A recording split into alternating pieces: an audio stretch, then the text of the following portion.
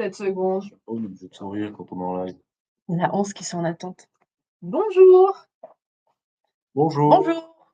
et bienvenue à tous à notre webinaire Navigator sur le sujet de l'activité physique. Et aujourd'hui, j'ai le plaisir d'accueillir Auréliane Dubois et Julien Jouffroy que je vais laisser se présenter. Il est 17h, alors est-ce qu'on lance le go officiel de ce webinaire? Oui. Allez, c'est parti. Auréliana, bon, tout le monde te connaît déjà. Bonjour à tous, merci d'être avec nous pour partager cet événement. Donc moi, je suis Auréliana Dubois, je suis ergothérapeute depuis 2011. J'ai travaillé plus de 10 ans dans un centre de rééducation spécialisé pour les patients blessés médulaires. Et voilà, donc maintenant, j'accompagne ces patients plutôt en libéral et aussi au sein des FESCA avec le programme Navigator dont vous parlera Marianne après. Et Julien Jouffroy, j'ai eu un accident il y a une dizaine d'années et depuis je travaille dans une association qui s'appelle ANTS, ANTS comme fourmi en anglais, dont le but est d'ouvrir des salles de sport et de promouvoir l'activité physique pour les handicapés moteurs. Voilà, avec l'originalité de proposer des appareils avec électrostimulation. Et on va revenir dessus plus précisément tout à l'heure. Alors, je vais vous partager la présentation. Donc, nous avons déjà fait des présentations. Moi, je suis Marianne Javaudin, responsable marketing sonde au sein de FSK et donc responsable aussi du service Navigator dont on va parler plus précisément. Au programme ce jour, je vous propose de revenir sur FSK et ce qu'on propose. Après, de parler des bienfaits de l'activité physique, de revoir les structures qui existent. Après, plutôt évoquer tout ce qui va être plus sportif. Donc, voilà, du loisir à la compétition. Nous aurons le plaisir de partager le témoignage d'Anaïs Vincent, qui est une athlète qui a participé au JO. Et on va revenir sur les démarches et aides financières. L'objectif vraiment de nos webinaires, c'est qu'on puisse aussi répondre à vos questions. Donc, vous n'hésitez pas, à droite, vous avez un chat. Vous posez les questions, on les traitera au fil de l'eau, on prendra du temps pour y répondre. Vous pouvez aussi partager votre expérience, si vous pratiquez des activités sportives ou pas. Cette fois, on n'a pas fait de sondage. Donc, vous n'hésitez pas à intervenir au sein du chat. Et puis, on regardera pour rebondir sur vos commentaires ou répondre à vos questions. Alors, si on revient plus précisément sur FSK, alors nous sommes prestataires de santé à domicile. Un prestataire de santé à domicile accompagne les patients une fois sortis de leur établissement. Nous venons en relais des professionnels de santé à domicile et chez FSK, on existe depuis plus de 30 ans, on a accompagné plus de 200 000 patients et on est spécialisé pour accompagner les patients stomisés ou atteints de troubles de la continence. En gros, ce qu'on fait, c'est qu'on met à disposition votre matériel médical qui a été prescrit par votre professionnel de santé. On prend en charge toute la relation avec les organismes payeurs. Et ce qui fait vraiment notre différence chez FSK, c'est que nous avons des parcours patients, donc des parcours qui sont vraiment adaptés aux besoins des différents patients. Donc, notamment, nous avons un parcours patient dédié aux personnes atteintes d'une lésion médulaire.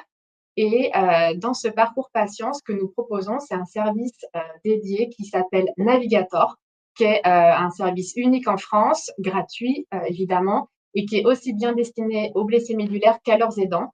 L'idée, c'est de vous apporter conseils et accompagnement personnalisé tout au long de votre vie. Comment? Via une équipe de chargés de clientèle dédiée et experte qui répond au téléphone et à l'adresse email navigator@fsk.fr.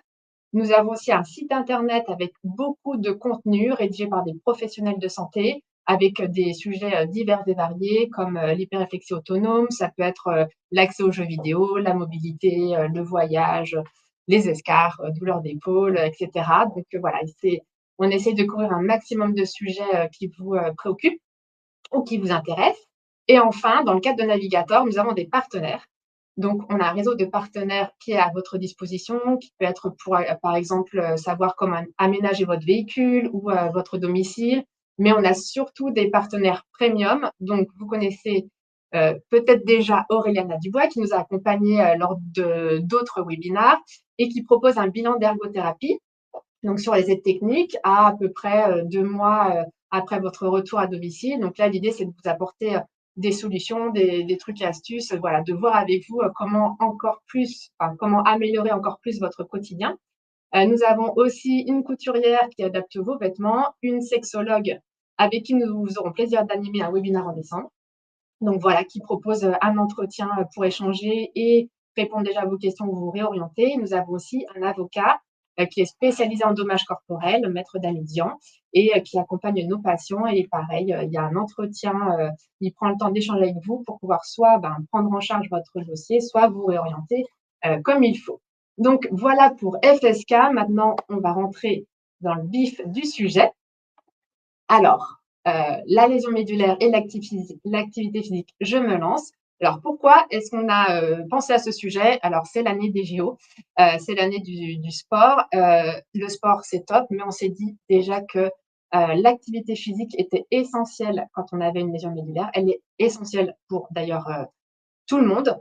Donc, on va déjà démarrer par l'activité physique et après, on ira un peu plus sur le sport. Et pour commencer, on aime bien présenter des chiffres. Alors, cette fois, on a mis voilà, pas mal de chiffres. Alors, vas-y Aurélie, je te laisse. Donc du coup, c'était pour un petit peu introduire le sujet. Donc ça, c'est les chiffres de l'enquête nationale sur la pratique physique et sportive qui date de 2020. Donc vous voyez donc sur le tableau de gauche, donc les chiffres qu'on a entourés en rouge. Donc ça concerne les personnes en situation de handicap. Donc c'est tout situation de handicap confondue, hein, pas uniquement des personnes avec une lésion de la moelle épinière. Et à gauche, en vert, donc les personnes qui ne sont pas en situation de handicap.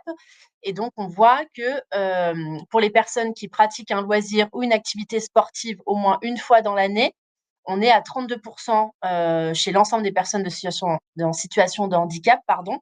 Ce chiffre descend à 7% quand on prend sur une fois par semaine, versus 65% pour une pratique dans l'année chez les personnes qui ne sont pas en situation de handicap. Donc là, on voit le décalage entre les différentes parties de la population. Et sur le tableau de droite, donc du coup là, c'est sur les personnes exclusivement en situation de handicap, où on voit que celles qui pratiquent au moins une fois par semaine une activité physique ou sportive, pour la moitié d'entre elles environ, elles estiment que ça leur permet d'être en bonne santé. Je suis désolée, j'avais la slide qui était cachée.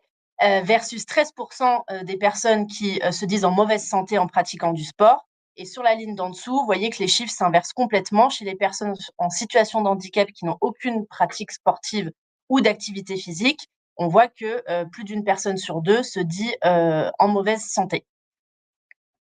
Et pour continuer un peu sur les chiffres, c'est juste pour donner des tendances et voilà, savoir.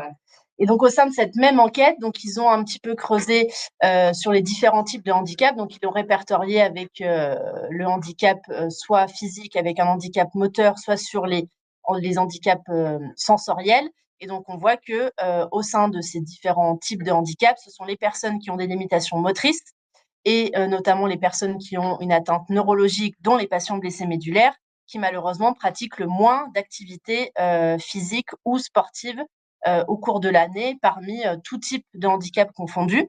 Donc ça, c'est pour le graphique de gauche. Et sur le graphique de droite, donc ça recense un petit peu les raisons pour lesquelles les personnes en situation de handicap veulent pratiquer une activité physique ou du sport. Donc c'est les graphiques qui sont en bleu et les graphiques en jaune, ça représente l'ensemble des personnes qui ne sont pas en situation de handicap. Et donc, on voit qu'au final, les chiffres sont exactement pareils. C'est les mêmes objectifs pour n'importe quelle personne en France, de pouvoir agir sur sa santé, être bien dans sa peau, le plaisir, l'entretien physique, etc. Mais toutes ces raisons seront un peu plus détaillées avec Julien tout à l'heure. Le seul chiffre qui dénote, c'est sur l'item « rien en particulier, mais je dois avoir une activité », où on voit qu'il y a davantage de personnes en situation de handicap qui ont coté cet argument. Donc là, on pourrait envisager effectivement que, dû à la situation de handicap, pour éviter toutes les problématiques de santé secondaire, il y a beaucoup de personnes qui se sentent un petit peu obligées ou qui, au contraire, veulent pratiquer une activité physique pour limiter un petit peu les conséquences du handicap. Mais tout ça, Julien l'abordera beaucoup mieux tout à l'heure. Dans le chat, vous pouvez nous dire, hein, d'ailleurs, si vous pratiquez une activité physique ou sportive et si vous le faites, vous pouvez partager ce que vous faites et combien de fois vous le faites, soit par semaine plutôt, peut-être par mois, ou peut-être par an. Voilà, donc n'hésitez pas à partager votre expérience. Et du coup, pour finir sur les chiffres, pour un petit peu sensibiliser au thème comme quoi il y a encore des choses à développer et à faire. Donc, il y a environ 15 millions de personnes en France qui ont une licence sportive en 2023. Et sur ces 15 millions de personnes, il n'y a que environ 30 000 personnes qui ont une licence en e-sport. Donc, bien sûr, on sait que toute personne qui pratique du sport n'a pas forcément une licence. Donc, c'est vraiment un chiffre qui, malheureusement, ne prend pas en compte toutes les personnes, mais ça donne quand même une tendance pour voir que les personnes en situation de handicap pratiquent moins d'activités sportives que les autres. Et donc, ça coïncide un petit peu avec les chiffres d'avant. Et si on creuse un petit peu sur les raisons, donc sur les environs, selon cette enquête, les 160 000 clubs en France, il y en a moins de 10% qui se considèrent para-accueillants. Donc, para-accueillant, c'est un terme pour un petit peu globaliser le fait que soit ils ne sont pas en capacité d'avoir les accès, on va dire l'accessibilité des locaux, pour l'accessibilité extérieure pour rentrer dans les locaux, ou l'accessibilité des toilettes, par exemple, mais aussi le manque d'accessibilité vis-à-vis du matériel. Par exemple, on pourrait imaginer des clubs de tennis qui n'ont pas de fauteuil de tennis à proposer ou à prêter. Et ça prend aussi en considération une des plaintes qu'on retrouve, et c'est le chiffre d'après, où on voit qu'une personne sur deux au sein des agents de services de collectivité, donc toutes les personnes qui travaillent au sein des différents clubs de sport, expriment qu'ils ont des besoins pour encadrer les sportifs en situation de handicap. Et donc, dans ce chiffre-là, quand on creuse un peu plus les études, on voit qu'ils sont en méconnaissance sur le handicap pour pouvoir adapter et accompagner au mieux ces sportifs pour répondre à leurs besoins.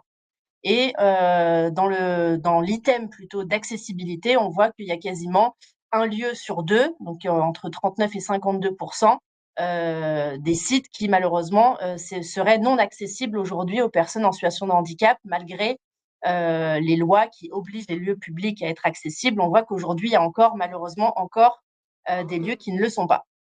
Et le dernier chiffre, donc aujourd'hui, il y a 42% des pratiquants qui ont trouvé un club de sport adapté à leur situation de handicap grâce à leur entourage.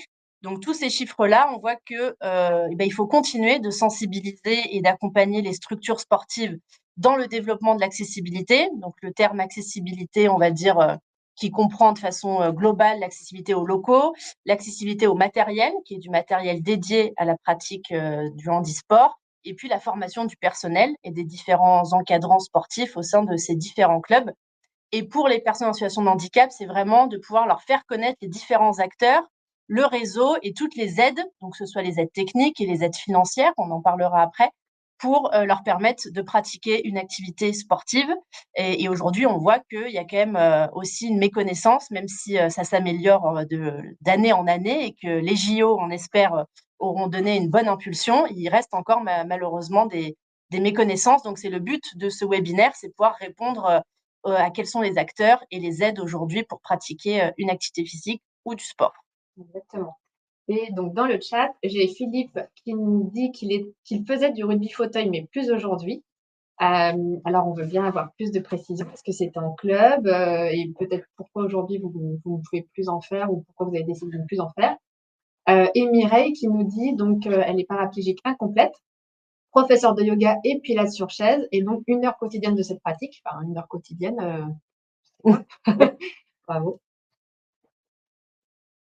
Et sachant que c'est vrai que toutes ces pratiques de yoga pilates, c'est quand même de plus en plus proposé, notamment sur la littérature scientifique, pour de nombreux handicaps, pas que chez les patients blessés médulaires, mais chez les patients sclérose en plaques. Il y a beaucoup d'études qui montrent les bienfaits effectivement de la pratique du yoga ou du pilate chez les patients en situation de handicap et notamment les patients en handicap neurologique. Donc, merci Mireille, je crois, pour avoir mis un petit peu la lumière sur le yoga et le pilate. Alors, les bienfaits d'une activité physique.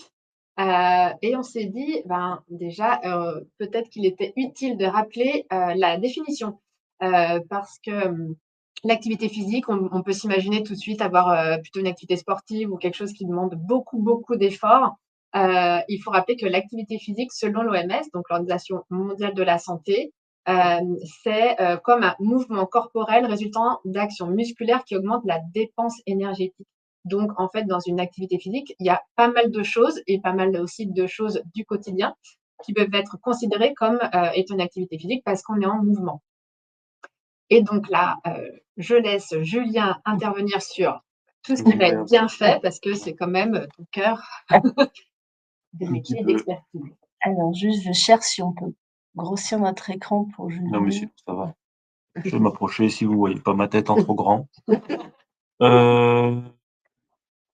Alors, les bienfaits d'une activité physique, évidemment, on sait tous que ça apporte plein de bénéfices. Ici, vous voyez le plaisir, la détente, en gros au-dessus. Il y a des bienfaits psychiques, évidemment, et tous les bienfaits vont contribuer au bien-être psychique et psychologique. Moi, ce que j'aimerais mettre en avant, c'est surtout les bienfaits cardiovasculaires, c'est très important. Vous l'avez vu, et voilà, les bienfaits cardiovasculaires, le bien-être psychique au quotidien, le fait de se sentir beaucoup mieux, d'être plus à l'aise physiquement. En fauteuil roulant, vous savez bien que nos épaules souffrent énormément, et c'est hyper important de les renforcer pour pas se faire opérer de rupture de tendons et de déchirures musculaires trop tôt. Donc, l'activité physique est encore bien plus primordiale chez nous que chez Invalides. Et pourtant, on entend tout au long de l'année, il faut faire de l'activité physique pour les valides, mais c'est encore bien plus important chez nous. Le lien social, c'est important aussi. Dans notre, alors j'en parlerai tout à l'heure, de notre association, on a 2 salles de sport aujourd'hui, une à Lyon, une à Grenoble, mais on se rend compte à quel point c'est créateur de lien social d'avoir plusieurs personnes qui viennent faire des séances en même temps. Il y a des petits groupes d'amitié qui se créent, on peut discuter entre personnes ayant les mêmes problématiques, etc. Et voilà, ça peut, quand on est handicapé, on peut être un peu plus isolé, avoir plus tendance à s'isoler que la moyenne pour certaines. Et voilà, je vais prendre juste un exemple, par exemple, d'une adhérente qui est chez nous. Les premières semaines c'est une tétraplégique assez haute, elle avait de la motricité juste un peu sur une main. Au bout de quelques semaines, son mari nous disait qu'elle avait retrouvé le sourire à la maison. Donc voilà, enfin ça veut tout dire, quoi. Et déjà ça fait du bien de prendre soin de son corps, en sachant les bénéfices que ça peut apporter. Voilà. Oui. Oui. Pour conclure sur cette slide, enfin, Oui. on peut conclure une slide. On a d'ailleurs un webinaire sur les douleurs d'épaule, parce que tu en parlais tout à l'heure. Effectivement, il faut être très vigilant dans les exercices qu'on fait pour préserver ces douleurs d'épaule. Si ça vous intéresse d'en savoir plus, pour info, sur la plateforme sur laquelle vous êtes inscrit Webikéo, vous avez accès au replay des différents webinaires qu'on a eus, et notamment un avec Auréliana Dubois et Brice Link, qui est kiné, sur les douleurs d'épaule. Et à la fin, il présente aussi quelques exercices qu'on peut faire chez soi. Toujours voilà, dans le but de préserver ses épaules. Petite parenthèse fermée. Et j'ai Régis aussi qui a fait un commentaire. Régis qui fait de la salle de sport 4 fois par semaine, plus du tennis fauteuil 2 fois par semaine et du handball fauteuil 1 fois par semaine. Faut arrêter, c'est trop. C'est trop. Bravo. Non, c'est très bien, oui. Donc, voilà, quelques chiffres en amateur, par exemple. Ce qui est bien, ça, c'est des recommandations d'une organisation. Non, c'est de l'HAS, celle-ci. Donc celle de, pardon, excusez-moi. Celle de gauche, parce que c'est écrit en tout petit. Celle de gauche, du coup, c'est celle de l'HAS, et celle de droite, c'est les recommandations internationales des comités autour de la lésion de la moelle épinière. Je te laisse reprendre, Julien. Voilà, donc vous voyez que 10 séries de 12 répétitions, 3 fois par semaine, ça prend pas énormément de temps, mais c'est un minimum pas vital, mais presque, en fait, qui permet de limiter drastiquement tous les risques de maladies cardiovasculaires, etc. Et à droite, vous voyez des exemples pour les débutants et pour les personnes plus aguerries. Après, plus on fait le sport, voilà, ça c'est plus on mieux, enfin, on vit plus longtemps en meilleure santé, voilà, etc. Oui. Juste, oui, non, pour compléter, enfin pas pour compléter, mais juste pour indiquer que vous aurez normalement la possibilité de télécharger le document de présentation. Donc, tout ce qui est écrit petit, ce sont les sources, et donc des liens qui vous renvoient en fait aux différents sites internet. Et à la fin, vous avez aussi toutes les sources qui sont citées. Voilà, ça peut vous aider après à savoir où aller chercher les informations. Et si jamais vous avez des problèmes pour télécharger le document, on n'est jamais à l'abri de soucis techniques. N'hésitez pas à envoyer un message à navigator@fsk.fr et auquel cas, je vous renverrai tous les éléments sans problème. Mince, pardon. Oups. Alors, les bienfaits d'une activité physique. Là, on met en avant à gauche évidemment la qualité de vie, j'en ai parlé, l'autonomie. Euh, à titre personnel, quand je vais en parler tout à l'heure, mais euh, j'ai fait un peu de rugby fauteuil, j'étais beaucoup plus endurant et beaucoup plus, voilà, j'avais un seuil de fatigabilité qui était beaucoup plus faible. Non, qui était beaucoup plus élevé, pardon. Enfin bref, j'étais beaucoup plus en forme quand je faisais 2 fois par semaine du rugby fauteuil que maintenant, depuis que j'ai arrêté et que j'ai moins le temps d'aller à la salle. Et puis voilà, le bien-être, l'estime de soi, quand on prend soin de soi, c'est toujours bénéfique. Des capacités cardiovasculaires, voilà, ça participe, enfin ça va également dans l'amélioration de la qualité de vie. Des capacités physiques, pardon, mais voilà. Je vais reparler des épaules, mais on fait un transfert, enfin, c'est très violent en fait pour une épaule qui est pas prévue pour ça. Génétiquement, une épaule, c'est fait pour lever un bras, c'est pas fait pour soulever tout le poids du corps. Et je crois pas qu'il y ait quelqu'un qui nous regarde aujourd'hui qui ait le temps de s'échauffer les épaules avant de faire un transfert, par exemple. Donc, c'est hyper important de les protéger, de les muscler et pour se les abîmer le moins possible. J'ai fait une deuxième partie de rééducation dans un autre centre. J'ai vu énormément de gens, ils étaient spécialisés là-dedans. J'ai vu énormément de paras, de tétras se faire opérer de déchirures ou de ruptures ligamentaires. Ça dure des mois et enfin, ouais, c'est compliqué. L'amélioration des capacités cardiovasculaires, comme ça, je pourrais être moins essoufflé en parlant, par exemple.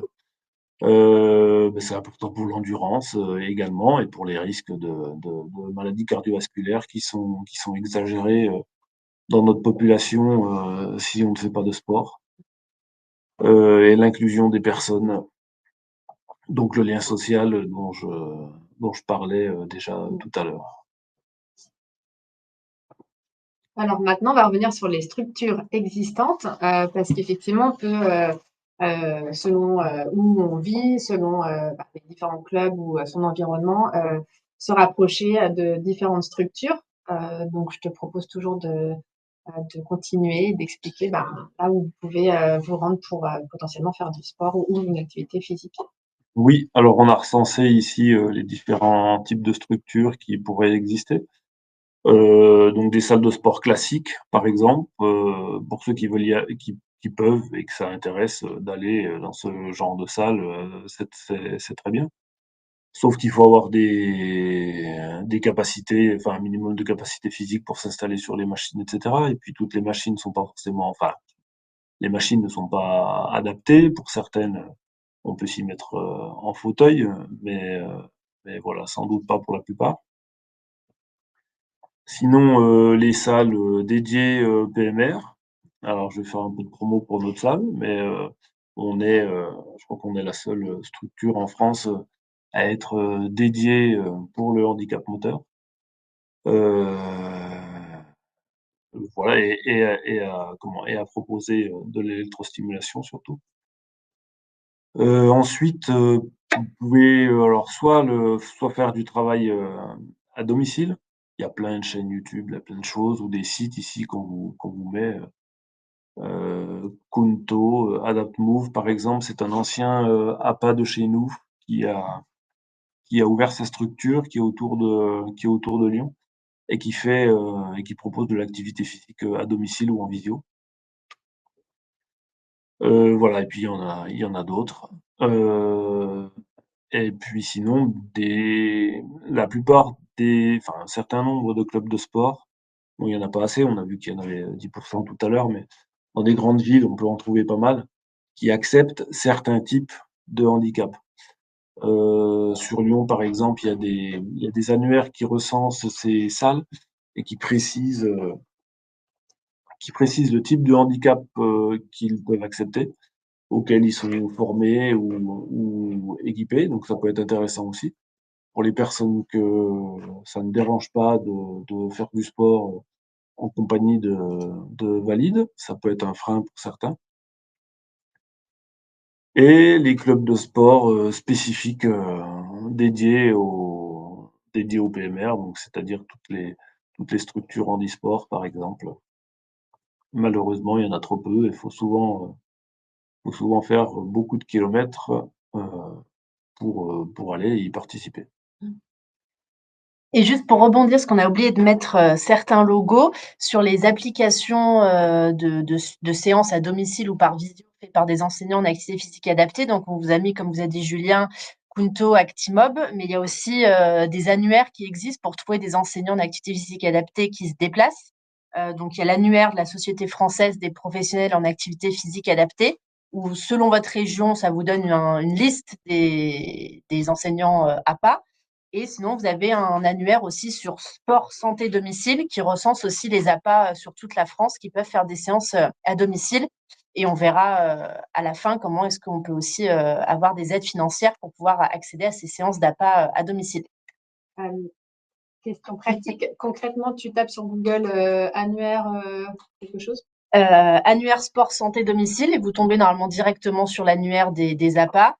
Et si vous tapez Société française des professionnels en APA, il y a plusieurs catégories, hein, mais il y a une catégorie de l'annuaire. Alors, ils sont bien sûr pas tous référencés, hein, c'est pour ceux qui acceptent d'être référencés, mais ça donne déjà une bonne base. Et sachant que notre but aussi, c'était de toucher un maximum de personnes sur la France entière. On sait qu'il y a des choses qui sont faites en local dans certaines villes qu'on ne peut pas retrouver. Donc, c'est aussi pouvoir donner des solutions un peu dans toute la France, même si on sait qu'il y a quand même des déserts, on dit des déserts médicaux, bah, il y a aussi des déserts de sport et de handisport, malheureusement. Et dans chaque localité, il y a souvent, ou au moins dans les grandes villes, mais chaque localité, chaque région, il y a souvent des annuaires qui existent, soit à la mairie, soit à l'office des sports, soit des choses comme ça, qui peuvent recenser les différentes structures. Donc, faut pas hésiter à essayer de fouiner un peu et se renseigner. Et juste, je me permets parce que je trouve que le logo est pas très clair. Ce qu'on voit à AdaptFit, c'est Will with me. Will with me. Roule avec moi, AdaptFit. Voilà. Ça, c'est une personne paraplégique qui a créé une chaîne un peu YouTube qui vous montre des exercices en vidéo pour voilà, muscler essentiellement le haut du corps en fauteuil roulant. C'est que j'allais chercher l'adresse Google, enfin, le lien pour le mettre dans le chat directement. Et justement, Julien. Oui. Bonsoir. Bonsoir. Est-ce que tu peux nous parler un peu plus précisément, et on va montrer après les photos de ta salle, mais aussi de toi, parce que effectivement, tu en parlais tout à l'heure, tu as fait du rugby Oui. En fauteuil. Comment tu en es venu à faire ce sport Est-ce que tu avais testé d'autres choses? Enfin voilà, partage-nous si tu veux bien un peu ton expérience. Alors, en sport, une fois que je me suis retrouvé en fauteuil, j'ai rien essayé d'autre. J'ai toujours été intéressé j'avais fait quand j'étais plus jeune, quelques années de tir à l'arc et particulièrement pour un tétra et pour travailler le dos, je trouvais que c'était une activité, très intéressante.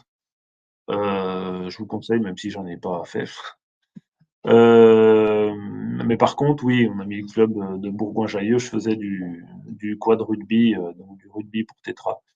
Dans le club de Bourgoin, j'en ai fait 2 petites années et ouais, c'était vraiment top parce que contrairement à une salle de musculation où c'est très bien, c'est absolument complémentaire, hein, faut pas ne faire que l'un ou que l'autre. Une salle de musculation, on peut travailler spécifiquement tel ou tel groupe musculaire et cetera. Mais on sent bien la fatigue. Quand on joue, dans un club, de sport, on sent l'effort pas pareil en fait, l'effort Et comment dire? Enfin bref, on fait un match pendant 1 heure. On a peut-être des fois beaucoup plus bossé. Ah, puis déjà au rugby fauteuil, du moins, c'est des mouvements de d'avant, enfin voilà, des mouvements de pédalage, ou des mouvements d'avance du fauteuil. Donc c'est des mouvements pour les épaules qu'on fait au quotidien et qui sont très intéressants. Et voilà, moi j'étais beaucoup plus en forme quand je faisais du rugby fauteuil. J'avais beaucoup plus d'autonomie en roulage, en promenade, etc. Je fatiguais beaucoup moins. Et quand j'ai arrêté pour diverses raisons, bah déjà parce que c'était loin de chez moi.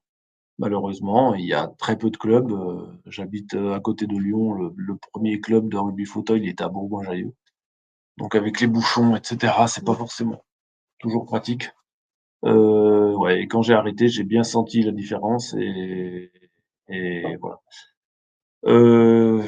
Donc après, je disais que je fais partie d'une association depuis sa création. Parce que j'ai rencontré un chercheur, enfin Vance Bergeron, il s'appelle, je le nomme parce que tout ce qui est parti, enfin tout ce qui sort de cette association, c'est à son initiative au départ. Je l'ai rencontré en rééducation et on est parti du coup du constat que moi, par exemple, avant mon accident, j'allais dans des salles de musculation tous les jours, entre midi et deux au boulot, pour faire essentiellement du cardio, puis je faisais de la course à pied à côté. Bref, je connaissais un peu le matériel dans les salles et j'avais cherché après mon accident et évidemment, évidemment, non peut-être pas, mais j'avais pas trouvé de salle, accessible, pour les personnes en fauteuil.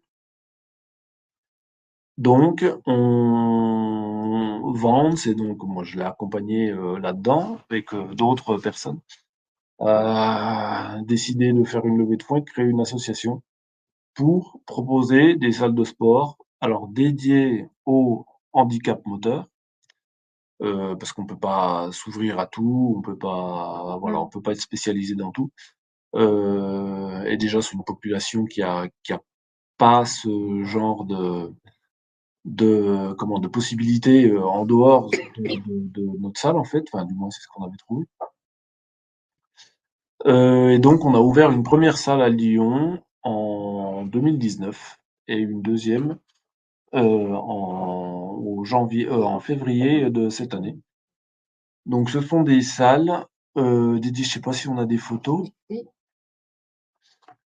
Ce sont des salles, voilà, donc réservées, donc il y a des personnes en fauteuil, il y a des personnes marchantes. On a à peu près un quart de blessés médulaires, un quart de CEP et un quart d'autres. Non, ça fait que trois quarts. Qu'est-ce que j'ai dit? Il manque un quart. Un tiers. Non, non, non, c'est des quarts. Un quart d'IMC, d'accident, voilà, d'hémiplégique. Et puis un quart de toute autre pathologie. On a 18 pathologies différentes dans la salle. De 18 à, je sais pas, le plus âgé, il doit avoir 83 ans en ce moment. Et donc, on a acheté des machines de musculation, on les a fait adapter pour qu'elles correspondent à tout type de fauteuil, toute morphologie. Donc, c'est des machines qui faisaient déjà partie d'une gamme soi-disant accessible, mais qu'on a fait remodifier derrière. Et puis, on a des coachs APA. Alors, on garantit minimum 2 APA par créneau horaire pour assurer un encadrement personnalisé auprès des personnes. Voilà, donc vous voyez plusieurs exemples. La troisième photo du haut sont deux vélos à électrostimulation et des personnes qui pédalent dessus. Les vélos, alors là, on voit enfin, il y a deux salles en fait, on a 150 mètres carrés. L'électrostimulation, juste pour en dire deux mots, c'est moi par exemple, j'ai pas de motricité de mes jambes.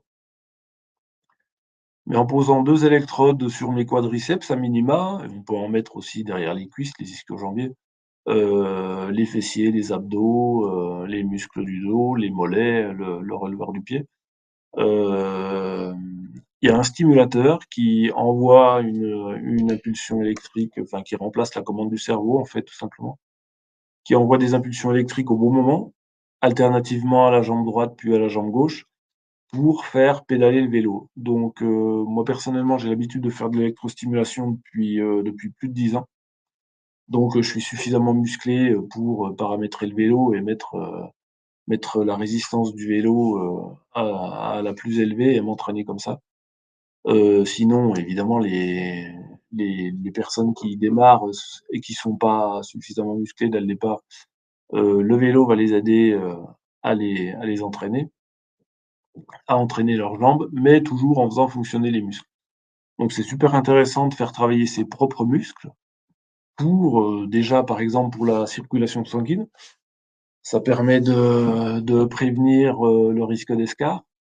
Juste en exemple, pendant le covid, on a été obligé de fermer là, pendant le 1er confinement.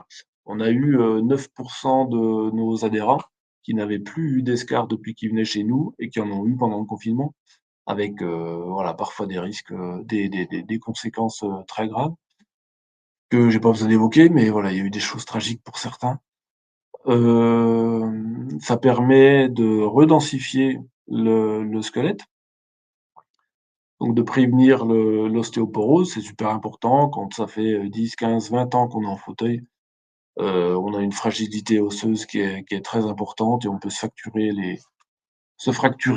les cuisses ou sur un mauvais transfert ou une chute ou quelque chose, donc c'est super important de prévenir ça. Et puis, le fait d'augmenter sa masse musculaire au niveau des jambes ou d'avoir globalement au niveau du corps une masse musculaire supérieure à ce qu'on avait avant. Ça fait même si on n'utilise pas ces muscles de manière volontaire, les muscles, c'est une réserve d'énergie, donc ça nous permet d'être moins fatigués au quotidien. Voilà, les fessiers, les quadriceps sont des très gros muscles. Si on muscle un maximum ces muscles-là, bah, dans les activités du quotidien, en fait, on sera moins fatigué tout simplement. Voilà et puis le plaisir de faire refonctionner, ses membres, ça fait une mobilisation également, et cetera. Alors ça, c'est vraiment, spécifique à ta salle, hein. Tout le monde n'aura pas la chance de pouvoir tester ça. Oui.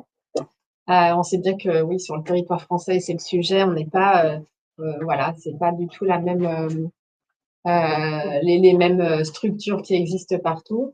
Si jamais vous êtes sur Lyon, en tout cas, voilà, vous êtes bienvenus. Alors, oui. Non, pas bienvenue.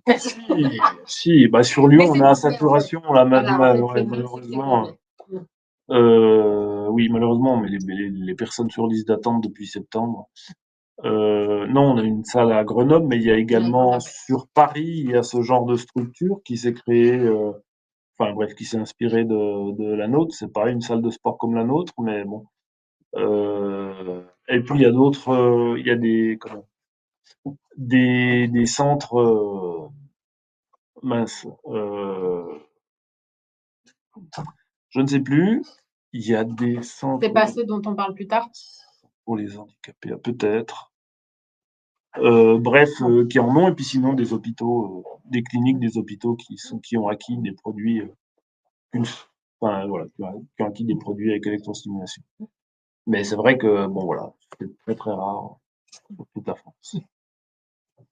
Merci, Julien, pour toutes ces infos. On va revenir sur, plus justement, le sport, les sports qu'on peut pratiquer et pour commencer, cette, partie, je vais vous partager un témoignage d'Anaïs Vincent qui a 24 ans, pardon, qui est passionnée, de sport, depuis tout le temps et qui est devenue paraplégique, suite à un accident en montagne en 2021. Elle a participé aux JO cette année, en paracyclisme, et elle a eu voilà, il y a son palmarès à côté, donc dans des championnats, elle a eu plusieurs médailles et elle a découvert le handball lors de sa rééducation. Donc voilà, je vais vous partager, son témoignage. Alors je fais une manip technique qui ne devrait pas prendre trop longtemps, mais ah non, je suis toujours là? Oui, oui. Bah moi, j'ai Tu plus vas la commande. partager.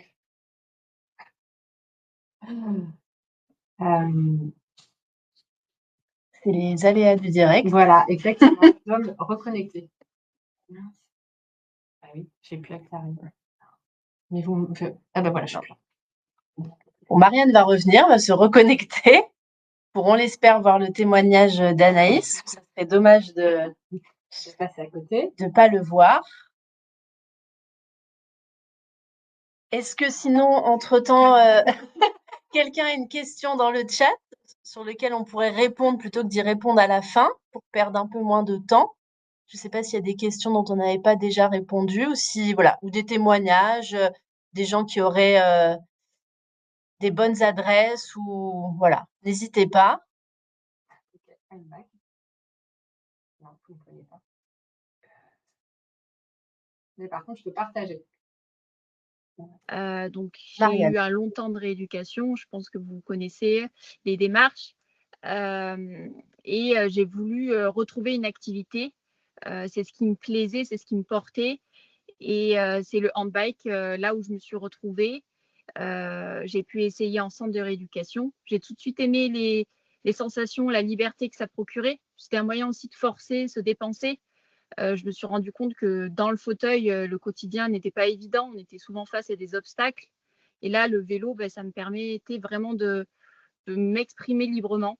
Donc, c'est pour ça que j'ai décidé de m'y mettre à fond. Donc, au début, en loisir, avec les amis qui m'accompagnaient, la famille qui m'apportait, et puis petit à petit, vers la compétition, jusqu'à participer aux Jeux de Paris cet été.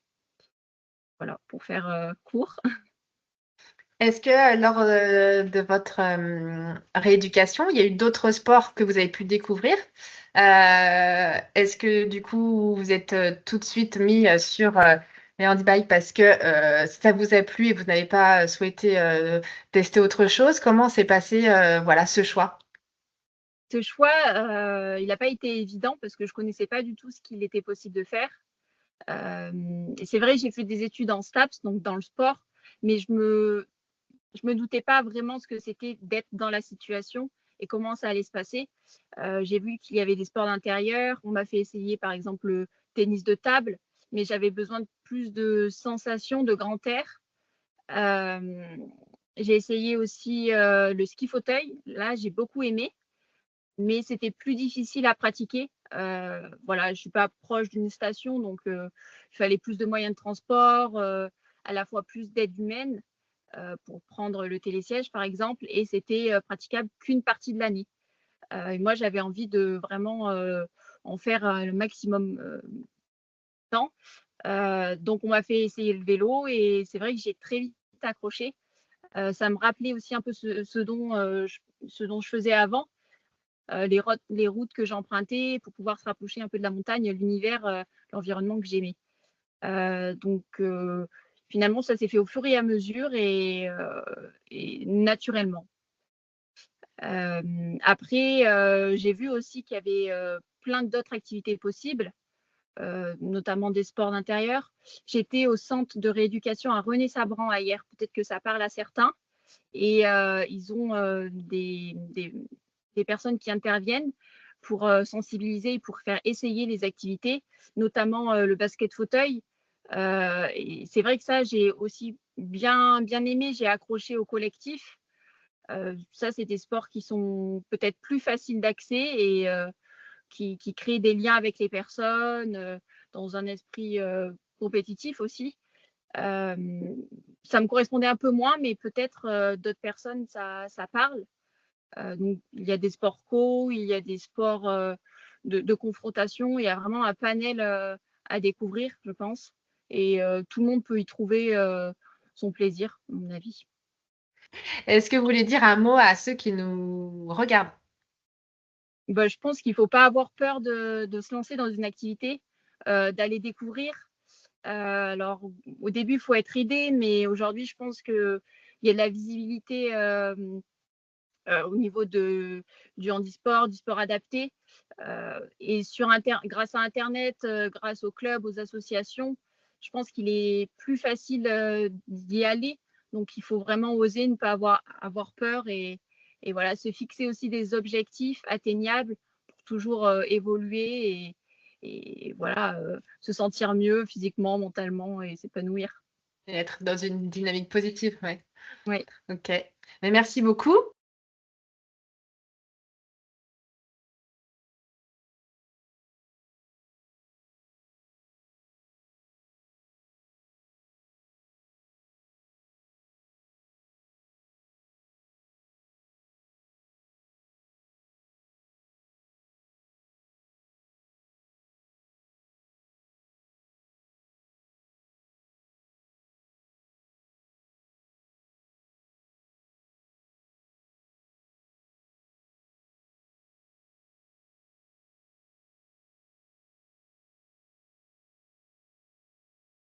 solutions pour vous permettre de... On ne vous entend plus dans le chat, mais est-ce que c'est OK maintenant le son? Pardon, on avait oublié de réactiver le micro. Donc, je disais que... C'est le cas de nous le mentionner.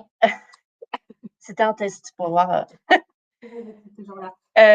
Donc du coup, oui, je disais que on a balayé un peu les bénéfices. Avec Julien, on a donné déjà les grandes lignes des solutions pour pratiquer une activité physique et sportive à travers différentes salles, à travers les enseignants en activité physique adaptée. Et là, on a souhaité rentrer un peu plus dans le détail, parce que souvent, c'est ça, on nous dit, bah oui, j'aimerais faire du sport, mais comment? Donc notamment, il y a un référentiel. Donc, si vous allez sur www.handisport.org, donc il y a recensé, alors c'est pas toutes les pratiques de handisport, mais en tout cas, il y a 30 pratiques de handisport où il y a un guide spécifique qui est assez conséquent. Il y a plus de 20 pages de mémoire. Donc là, je vous ai mis un exemple pour balayer un petit peu différents sports sur l'escrime, le foot fauteuil en fauteuil électrique, le ski, le tennis de table. Et dans chaque guide, vous avez donc la pratique, la classification. Donc ça, dans le handisport, quand vous faites de la compétition, notamment, vous avez des classifications selon votre niveau de handicap et votre niveau d'atteinte. Souvent, c'est en termes de points. Voilà, pour que vous puissiez être classifié dans telle ou telle catégorie. Vous avez accès au calendrier des compétitions nationales et notamment au matériel nécessaire, donc soit que vous avez besoin d'acquérir, soit qui peut être disponible en prêt, mais on en parlera après dans les clubs. Et après, vous avez surtout aussi par région un contact pour avoir plus d'informations sur cette pratique sportive. Donc voilà pour ça. Et du coup, si on se cite plus sur le ski, donc comme l'a dit Anaïs, malheureusement, c'est vrai que selon la localité où vous habitez, c'est pas forcément évident d'aller au ski, qu'on peut pas en faire toute l'année. Mais on a choisi un petit peu, j'ai choisi surtout ce sport parce que j'ai une appétence particulière sur ce sport. Et c'est surtout qu'on s'est dit que c'était un des sports où ça reste quand même rare, où on puisse avoir un accès, peu importe son niveau lésionnel, qu'on soit paraplégique, même tétraplégique haut, on peut participer à cette activité sportive. Donc, je pense que sur la gauche, tout le monde doit connaître soit les uniskis, donc c'est la photo du haut à gauche, ou le dual ski, donc le fait d'avoir 2 skis sous son fauteuil de ski, où ça, du coup, il faut, généralement, c'est les patients paraplégiques ou certains patients tétraplégiques qui arrivent à, du coup, utiliser ce type d'aide technique. Et après, on ne voit pas sur la photo, mais il y a comme 2 bâtons avec des mini-skis au bout, du coup, pour s'orienter, un peu comme les personnes valides avec des bâtons. Et après, ce qui est moins connu, c'est le kart ski. Donc, c'est que vous avez au milieu de la slide. Donc, ça, c'est plutôt orienté pour les personnes qui auraient des difficultés aux membres supérieurs. Donc, soit pour des patients tétraplégiques moyens ou tétraplégiques bas, ou aussi pour des personnes, par exemple, qui seraient asymétriques, qui auraient de la mobilité sur un seul bras. On peut avoir un accès qu'à un seul bras. Et en fait, là, c'est des systèmes de tirer-pousser pour du coup pouvoir tourner ou freiner, donc qui est beaucoup plus accessible pour les personnes avec une déficience motrice au membre supérieur. Malheureusement, il y a très peu de stations qui en sont équipées. Donc c'est Tessier, donc Tessier c'est TE2SIR qui commercialise ce type d'aide technique, et si vous vous rendez sur leur site internet, ils ont une cartographie un petit peu de où vous pouvez trouver ce matériel en location. Et surtout, ce dont on voulait vous parler, c'est le tétraski, qui normalement n'est pas connu du tout. Enfin, j'espère peut-être certains. Donc le tétraski, c'est tout nouveau. Ça a été développé il y a 2 ans, avec des millions et des millions d'euros en jeu pour développer ce produit, qui a été initié au Canada de base. Donc c'est un fauteuil de ski. Alors je suis désolée, les photos, j'en ai pas trouvé de très précises, où il y a 2 accès possibles, soit un accès par joystick, donc c'est comme un joystick de fauteuil électrique, donc du coup pour des personnes qui auraient une tétraplégie plus haute, et il y a aussi un accès au souffle, donc pour des personnes qui auraient uniquement de la mobilité de tête, par exemple, où du coup vous avez deux pipettes, et donc selon si vous soufflez ou vous inspirez, selon si vous faites sur la pipette de droite ou de gauche, vous pouvez du coup orienter vos skis à droite ou à gauche, ou faire du chasse-neige, comme on dit. Donc ça peut paraître fou, mais si vous tapez tétraski sur Internet, vous avez plein de vidéos YouTube, et je pense que tout le monde sera très étonné de voir qu'on peut aller très très vite, comme on peut aller doucement selon ses envies. Mais en tout cas, voilà, je trouvais important d'en parler pour dire que même un patient tétraplégique C4 et même avec peu de souffle, hein, c'est des pipettes qu'on peut vraiment régler de façon très précise pour quelqu'un qui n'aurait pas une grande capacité vitale, même si du coup c'est important de le renforcer aussi. Et puis la dernière photo qui est le tandem ski, où là du coup la personne est plutôt passive, donc c'est avec quelqu'un derrière qui pilote le tandem ski. Et quoique, on peut déjà juste en faisant des mouvements à droite et à gauche pouvoir participer pour déjà aider l'accompagnant qui pilote. Voilà. Enfin, moi, en tout cas, j'ai accompagné depuis 10 ans des personnes au ski avec tout niveau lésionnel confondu. Et en tout cas, c'est un des sports où j'ai vu des patients, comme disait Julien tout à l'heure, revenir avec le sourire. Et pour beaucoup de patients, même des patients paraplégiques complets, avec un retour. Alors, une fois qu'ils arrivent à bien skier, hein, parce qu'au début, ils chutent beaucoup et ils désespèrent parfois. Mais en tout cas, voilà, des patients qui arrivent rapidement à avoir un bon niveau de ski en fauteuil. Pour beaucoup, même si demain ils remarchaient, ils me disaient tous, je continuerai à skier assis parce que c'est des sensations qui sont complètement différentes, avec beaucoup plus de vitesse, où ils ont beaucoup plus de sensations fortes. Et même sur du tandem ski, moi j'ai beaucoup de patients tétraplégiques qui ne voulaient pas partir au ski parce que voilà, le tandem, ils ne voulaient pas être passifs, ils ne voulaient pas se faire balader. Et au final, ils étaient hyper contents, hyper heureux parce que ça va super vite, qu'ils prennent de la sensation, qu'ils partagent des moments en famille avec leurs amis. Donc voilà, c'était pour un petit peu témoigner sur un sport qui, pour le coup, est accessible à tout patient blessé médulaire. Le tétraski, malheureusement, pour l'instant, il y a une seule station qui l'a, c'est la station de Combloux. Faut contacter l'association Loisirs Assis Évasion, voilà, qui sont les seuls. Il devait avoir une autre station qui devait s'en être équipée, mais je n'ai pas le nom. Mais en tout cas, si vous contactez Loisirs Assis Évasion, c'est les précurseurs un petit peu aussi en France du handiski. Donc, ils ont tous les systèmes que vous voyez ici sur la slide. Donc, pour le coup, voilà, si vous êtes notamment tétraplégique, vous savez pas trop vers quoi vous orienter, ils ont l'avantage d'avoir tous les systèmes à essayer et avec une grande expertise depuis de nombreuses années. Je connais, juste pour donner un exemple, je connais une personne d'une 60aine d'années, tétra haut, qui fait régulièrement du ski. Et ouais, c'est top. Non, mais c'est vrai. Bon, après, peut-être que bientôt, on pourra plus faire de ski avec la fonte des neiges, mais bon. Mais sinon, c'est pas grave parce qu'il y a d'autres alternatives pour l'été ou en nautique.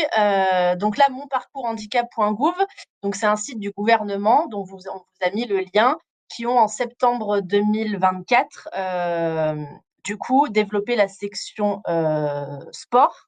Donc il y avait déjà des sections emploi, parentalité, scolarité, et là ils ont développé donc tout récemment. Vous voyez, hein, je pense que c'est quand même en lien avec les JO. Donc en septembre, donc le parcours handicap dédié au sport. Et donc vous avez 3 interfaces sur ce site. Vous avez un simulateur qui vous aide à trouver votre sport, votre handisport. Donc ça, c'est en quelques clics. Vous renseignez votre niveau de handicap, si vous voulez faire du loisir ou de la compétition, si vous avez des contre-indications, votre motivation. Est-ce que c'est pour faire de l'entretien? Est-ce que c'est pour avoir de la dépense énergétique? Est-ce que c'est pour être dehors? Et du coup, ils vous sélectionnent. Voilà, bon, c'est un algorithme pour ceux qui n'auraient vraiment pas d'idée du sport qui pourrait être adapté. La deuxième chose, c'est qu'ils ont développé un handi-guide des sports. Donc ça, c'est pareil, c'est un moteur de recherche où vous tapez votre ville. Si vous avez un sport que vous avez déjà pensé, donc comme le ski, le tennis, le basket, et ça vous recense les clubs, comme disait tout à l'heure Julien. Des fois, il y a des initiatives locales, et là, pour le coup, c'est un moteur de recherche national.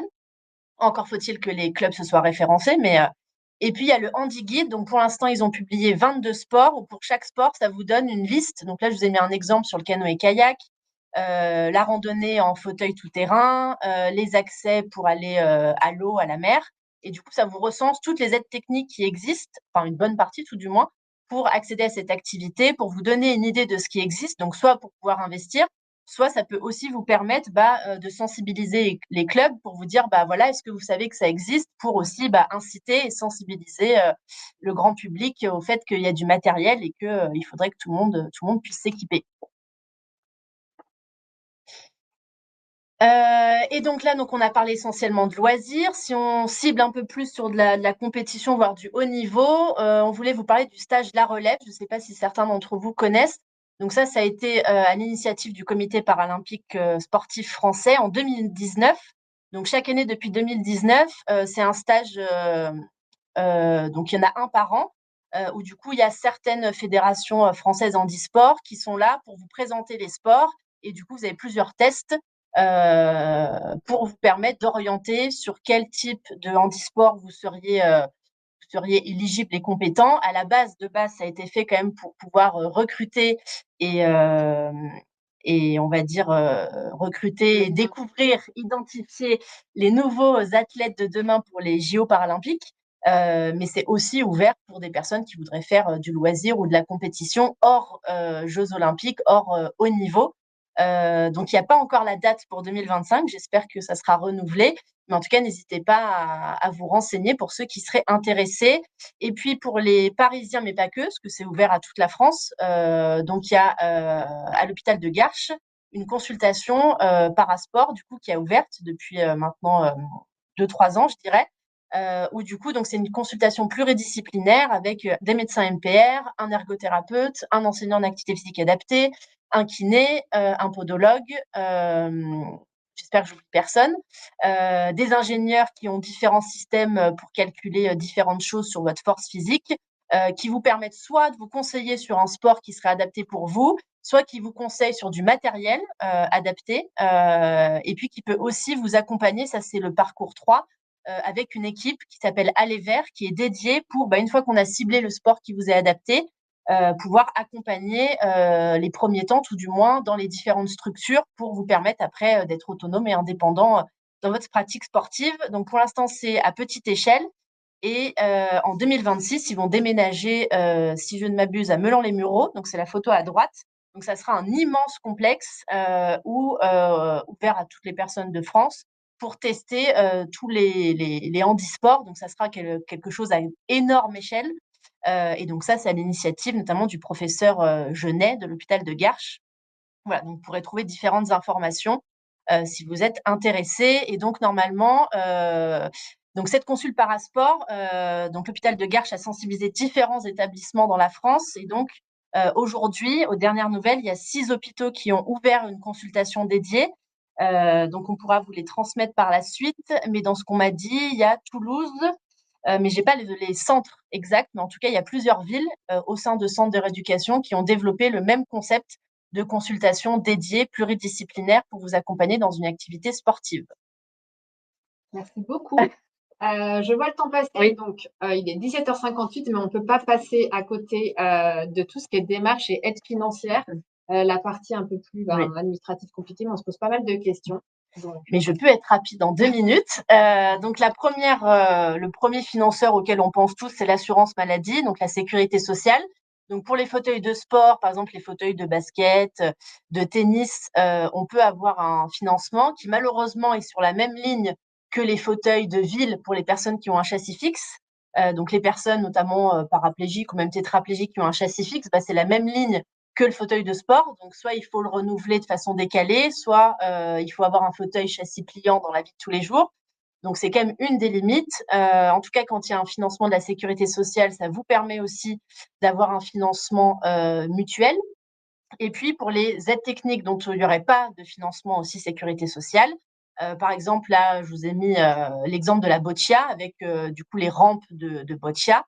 Ou par exemple, je vous ai mis le logo d'Active Hands. Ça, c'est une personne tétraplégique aux États-Unis qui a développé un site internet qui est dédié pour toutes les aides techniques pour les gens qui ont des difficultés motrices au niveau des mains, donc pas que pour les personnes tétraplégiques, pour le sport notamment, mais pour plein d'autres activités de vie quotidienne. Et ils ont notamment plusieurs gants pour, par exemple, tenir les machines de sport qu'on pourrait retrouver chez Hans, mais dans plein d'autres salles. Et voilà, différentes interfaces, en tout cas, pour clipser ou attacher à votre main pour pouvoir tenir des machines de musculation. Donc ça, n'hésitez pas à aller voir leur site.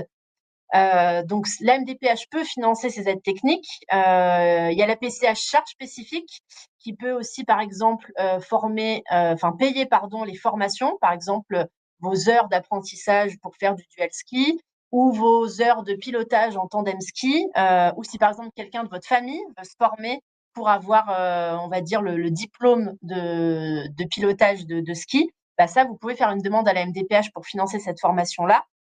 Et puis, la MDPH peut aussi financer les surcoûts de transport. Donc, par exemple, si vous allez de façon hebdomadaire à une salle de sport, vous pouvez en tout cas faire valoir, par exemple, un taxi adapté faire valoir vos trajets aller-retour pour vous rendre dans une salle de sport.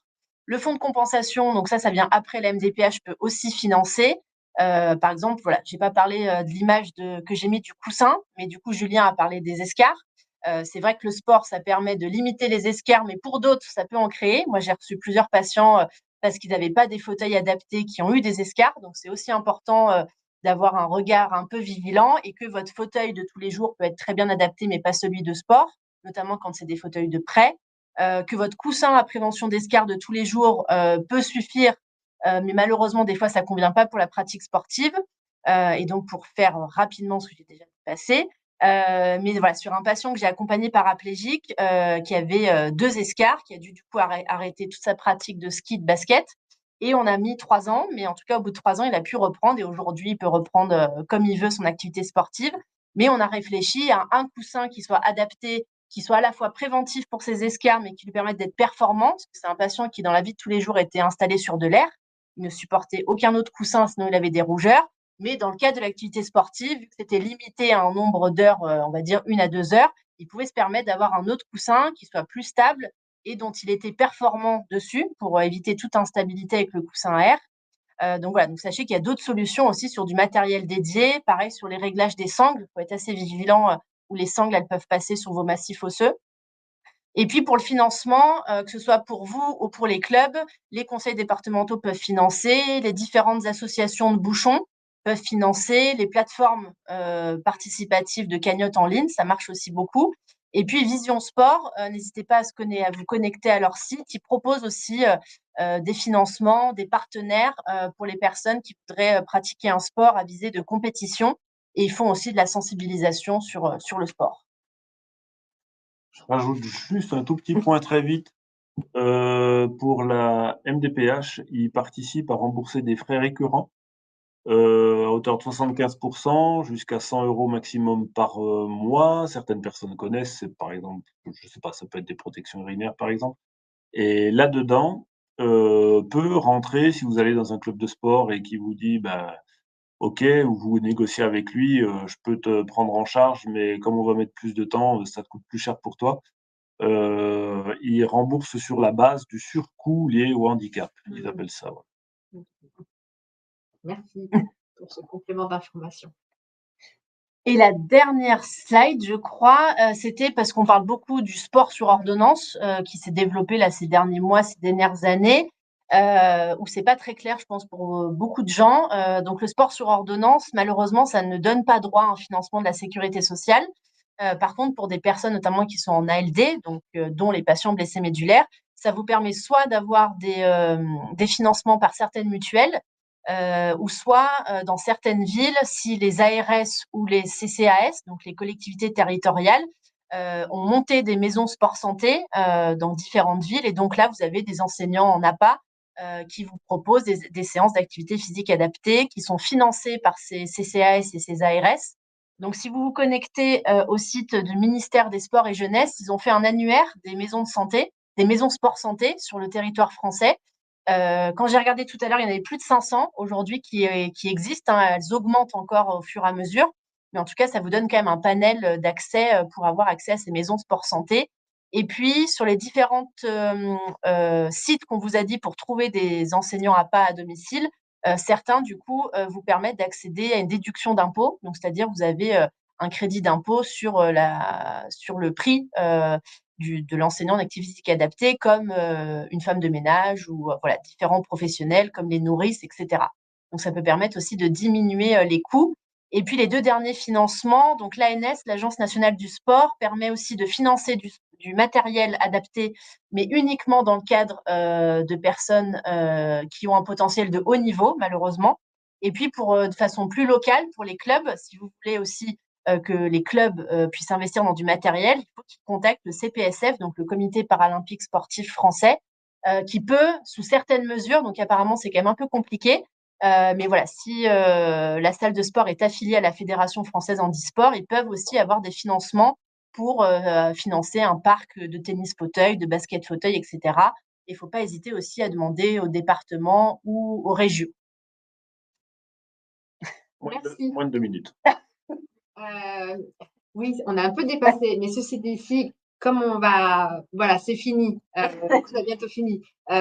Si vous avez encore des questions auxquelles on n'aurait pas répondu, n'hésitez pas, c'est encore le moment de les poser dans le chat. Juste pour conclure, bon, l'activité physique, vous l'aurez compris, c'est essentiel, et c'est essentiel d'ailleurs pour tout le monde. Et puis, en fait, il faut vraiment se renseigner, il faut aller sur les sites internet, regarder ce qu'on a à côté de chez nous, ne pas hésiter à aller dans certains clubs, parce que c'est vrai que ça peut faire bouger aussi les choses.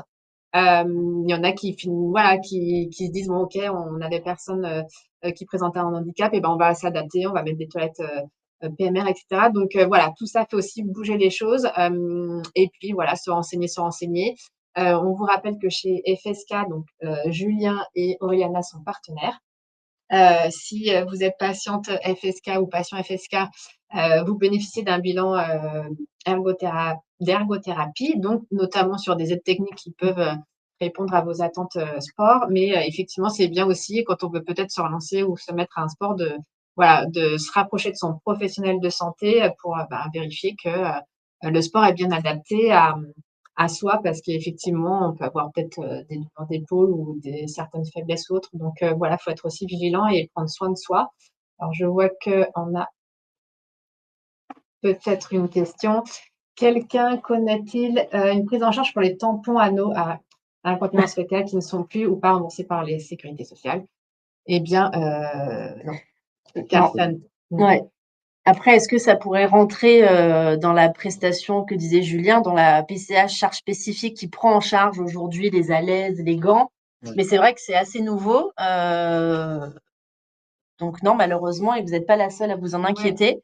Faut C'est demander à la une question MDPH. qui revient souvent. Donc, on ne sait pas vous répondre, malheureusement. Et on sait qu'en plus, ce type d'aide peut aussi permettre d'accéder à l'activité sportive pour éviter effectivement les désagréments des fuites. Donc, d'autant plus important comme question. Effectivement, je n'avais pas du tout connaissance du prix que Mireille note.